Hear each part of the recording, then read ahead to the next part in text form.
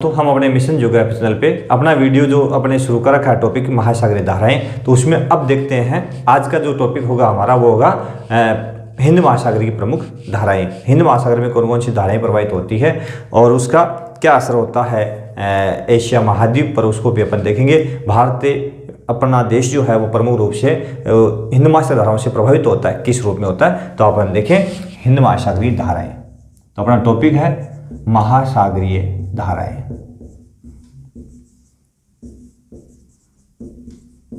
और इसमें अपन देखेंगे आज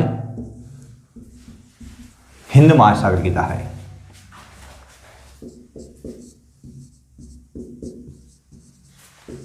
हिंद महासागर की धाराएं बड़ा महत्वपूर्ण टॉपिक है हिंद महासागर के लिए। अपन देखें तो जैसे ये अपना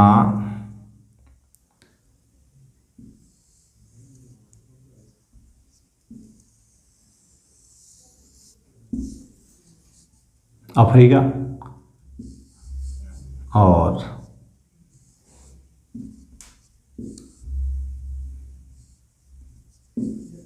इस रूप में अपना ये लाल सागर और ये अपना भारत, और भारत के बाद में ये आ गया अपना,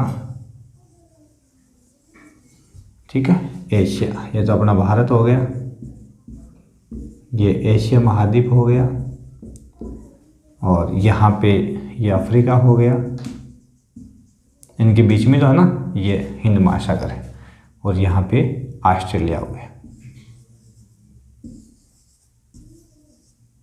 ये ऑस्ट्रेलिया हो गया, ठीक है। मैनुअल है अपने पास में डिजिटल की व्यवस्था है नहीं, क्योंकि हमने सिर्फ ये सीखा है कि जब तक आपके पास में संसाधन नहीं होते हैं तो आप सीमित संसाधनों से बहुत अधिक मेहनत करके, और ये चीज़ें जो है आप अपने हाथ से कर रहे हो, अपने माइंड से कर रहे हो, तो बहुत कुछ चीज़ें आपके दिमाग में स्थायी हो जाती है। सिर्फ आप बना बनाया डायग्राम कहीं देखते हो, उसकी बजाय आप खुद अपने हाथों से करोगे तो बहुत कुछ सीखोगे। तो मेरा तो यही थिंकिंग है, मेरा यही सोच है, शुरू से ही मैंने बहुत अधिक संघर्ष किया है, और यही इरादा है कि हम इसी प्रकार से है अपने इस मिशन को आगे बढ़ाएं और अधिक से अधिक लोगों तक फायदा पहुंचाएं। हमारा यही मिशन रहा है। तो इसमें अपन देखेंगे ये भूमध्य रेखा आ गई अपनी 0 डिग्री भूमध्य रेखा, ठीक है, और ये हिंद महासागर है,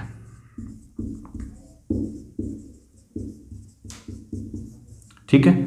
यहां अपन देखते हैं गर्म जल धारा, 1 नंबर देता हूं इसको मैं। इसमें उत्तरी और दक्षिणी वाली बात बहुत कम आएगी। हिंद महासागर में उत्तरी और दक्षिणी वाली बातें नहीं आएगी। तो इसमें बहने वाली धाराओं में 1 नंबर मैंने दिया है, यह है उत्तरी विषुवत रेखीय, क्योंकि हिंद महासागर जो है उत्तर में तो पूरा का पूरा बंधा हुआ है, तो इसमें ज़्यादा फर्क नहीं पड़ता। उत्तरी विषुवत रेखीय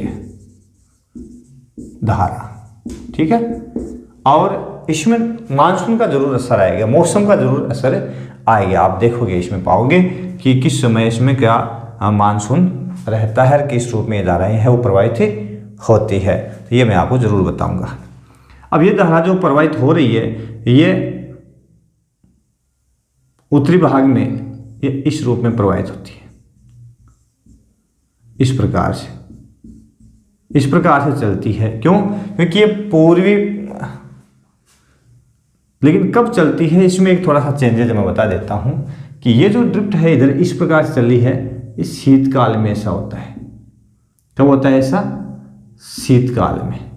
शीतकाल में यह हवाएं जो है व्यापारिक पवनें हैं उनसे प्रभावित होती है, क्योंकि भूमध्य रेखा पर जो है न्यून अवदाब जो रहता है वो काफ़ी नीचे आ जाता है मकर रेखा के आसपास में। तब उत्तरी व्यापारिक पवनें जो होती है वो भूमध्य रेखा को पार करती हैं और यहाँ तक आ जाती है। तब इन ड्रिफ्ट के सारी ये हवाएं हैं इस प्रकार से एक नए ड्रिफ्ट में चलती है, ठीक है ना।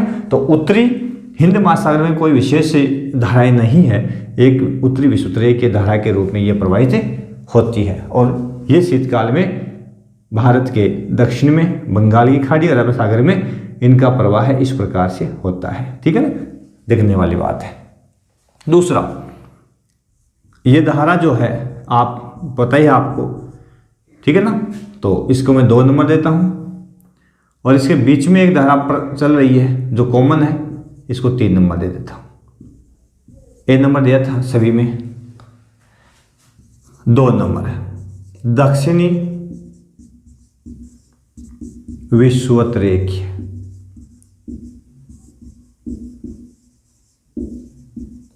धारा, ठीक है ना। कौन सी है?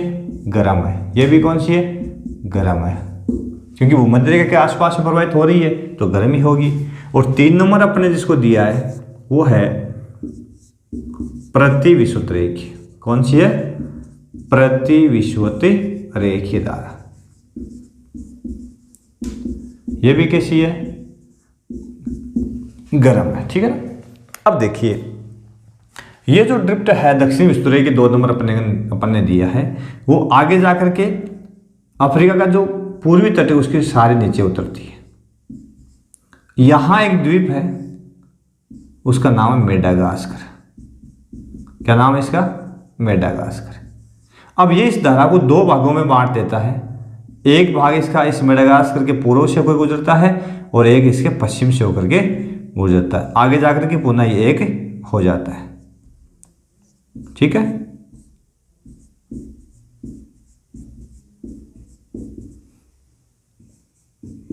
ये देखिए अब यहां क्या होता है कि अफ्रीका का जो पूर्वी तट है, अफ्रीका का पूर्वी तट, और यहां पे है मेडागास्कर, तो ये इसको 2 भागों में बांटता है।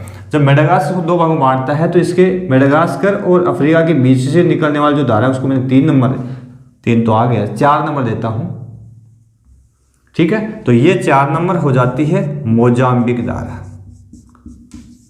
कौन सी है? मोजाम्बिक धारा, क्योंकि ये अफ्रीका के मोजाम्बिक तट से होकर के टकरा करते हुए आगे बढ़ती है, तो उसी के आधार पर नाम दे दिया। और इसके मेडागास्कर द्वीप के पूर्व से होकर के निकल रही है, इसको मैं 5 नंबर दे रहा हूं, तो इसका नाम मेडागास्कर द्वीप के आधार पर क्या दे दिया? मेडागास्कर धारा, ठीक है ना। मेडागास्कर धारा। ये भी गर्म है और ये भी गर्म। अब तक गर्मी गर्म चल रही है हिंद महासागर में, ठीक है ना। अब यहां आकर के ये दोनों धाराएं एक हो जाती है, तो यहां इसको मैं 6 नंबर दे रहा हूं। यहां इसका नाम क्या हो जाता है? 6 नंबर की धारा। इसको दोनों मिलकर वापिस कहलाती है अगुलहास धारा। क्या कहलाती है? अगुलहास धारा। तो ये भी गर्म है, ठीक है। तो ये जो है दक्षिणी विषुवत रेखीय धारा है, किन रूपों में? आगे ये इसका एक प्रकार का वृत्त चलता है, सर्किल चलता है, तो ये यहाँ मोजाम्बिक है, मेडागास्कर है, फिर अगुलास बन जाती है, फिर ये पश्चिमी जो पछुआ ड्रिफ्ट है उन ड्रिफ्ट के सारे आगे की ओर अग्रसर होती है। तो इसको क्या बोलते हैं? दक्षिणी हिंद महासागरीय ड्रिफ्ट के नाम से पुकारते हैं। तो इसको मैं 7 नंबर देता हूं, और यहां करके ये ठंडी हो जाती है, तो यह हो जाती है दक्षिणी हिंद महासागरीय प्रवाह है। तो यहां चूंकि ये ध्रुवीय असर आ जाता है, तो दक्षिण के ध्रुव का असर आने के कारण यहाँ ठंडे जल के ये संपर्क में आती है। ये पश्चिमी प्रवाह पूर्व पर यहाँ चलता रहता है, उसके संपर्क में आकर के ये प्रवाह कैसा हो जाता है? ठंडा हो जाता है, ठीक है ना। तो यहाँ ठंडी धारा के रूप में प्रवाहित होती है। आगे यदि अपन देखें तो ये धारा, ये जो ड्रिफ्ट है ऊपर की ओर आगे की ओर ऊपर उठता है इस प्रकार से, और चूंकि ये ठंडा है तो यहाँ मैं इसको 8 नंबर दे रहा हूँ। ये ऑस्ट्रेलिया का कौन सा तट है? पश्चिमी तट है। तो इसी आधार पर इसको नाम दे दिया अपन ने पश्चिमी ऑस्ट्रेलियन धारा। पश्चिमी ऑस्ट्रेलियन धारा, ठीक है ना, ये नाम दे दिया अपने। तो ये भी कैसी हो गई? ठंडी हो गई। आगे जाकर के यही धारा वापिस है किसमें मिल जाती है? 2 नंबर में। क्या है? दक्षिणी विषुवत रेखीय धारा में वापिस मिल जाती है। यहाँ इसका पानी पुनः गर्म हो जाता है। तो इस प्रकार से एक प्रकार का प्रवाह हिंद महासागर में चलता है। अब शीतकाल में थोड़ा चेंज होता है। शीतकाल में क्या होता है कि ये जो है न्यून अवदाब का केंद्र जो है भूमध्य रेखा के से हट करके ये मकर रेखा पर आ जाता है।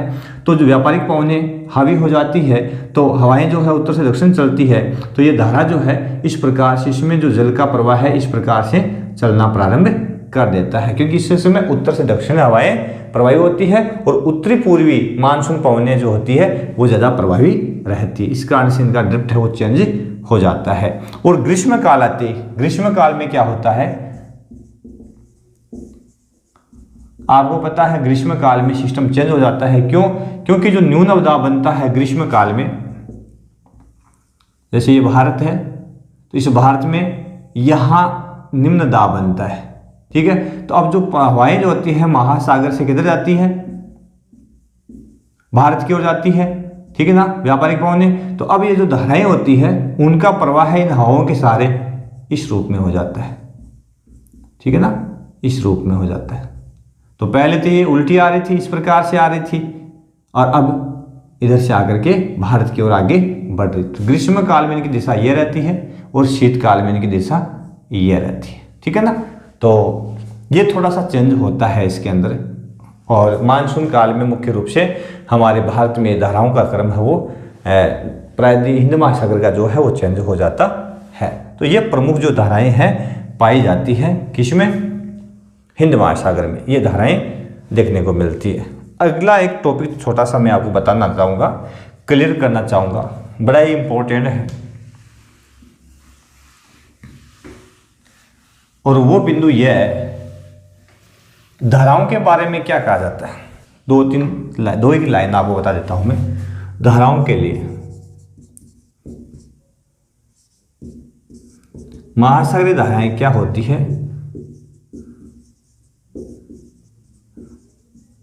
निम्न अक्षांशों में कह दो, चाहे मध्य अक्षांशों में, दोनों जगह मध्य व निम्न अक्षांशों में धाराएं जो होती है कौन सी, ये फैक्ट बातें हैं। मध्य व निम्न अक्षांशों में